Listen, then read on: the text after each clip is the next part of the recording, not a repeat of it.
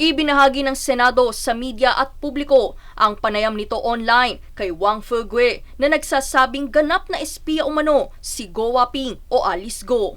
Si Wang Fugue at Xie Zhejiang na isang self-confessed Chinese spy ay nagkasama sa isang kulungan sa Thailand ng 1.5 taon.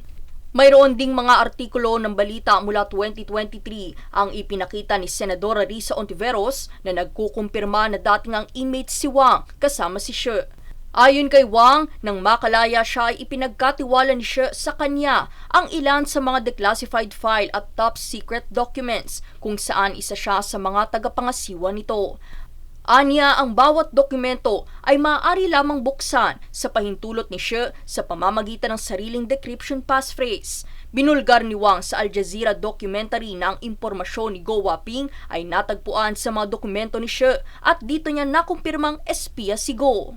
Go Waping 并不是什么特殊的，只是正好有一份他的国安背景的资料在里面。 Dagdag pa niya, mayroon din umanong mga espiya ang nasa iba't ibang bansa na hindi lamang Chinese.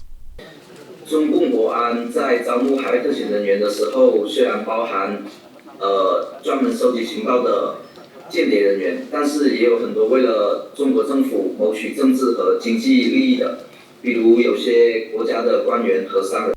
Sa revelasyon ni Wang ay sinabi rin nito na ang ugnayan ni Xie kay Go ay galing kay Ma Dongli kaya't malaki ang tsansa na ito rin ang handler ni Go. Si Ma Dongli ay ang state security contact ni Xie kung saan isa rin itong miyembro ng CPC na mayroong pagkakakilanlan bilang Amerikano, vice-presidente ng Thai-Chinese Association at ikatlo sa highest-ranking member ng Yatay. Ang Yatay Myanmar Company na ayon kay Senador Win Gatchalian ang namamalakad ng Pogo Hub sa Myanmar. Isiniwalat din ni Wang na ang kampanya ni Alice Go sa politika ay inorganisa ng Chinese State Security. Nananatili namang diskreto ang lokasyon ngayon ni Wang para sa seguridad at proteksyon. 这个是有必要的，因为不能小看中国国安的海外执行能力。我也希望听证会的议员们注意安全。 Pahayag ni Senador Jinggoy Estrada, nakakaalarma ang mga revelasyon sa Senado na nagpakita ng tunay na pagkakakilanlan ni Go na ipinagtibay ng mga dokumento.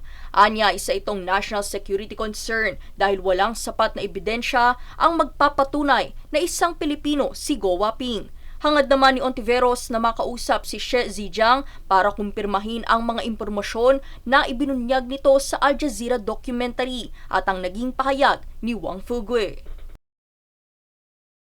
Daniza Lopez, nag-uulat para sa One Media Network.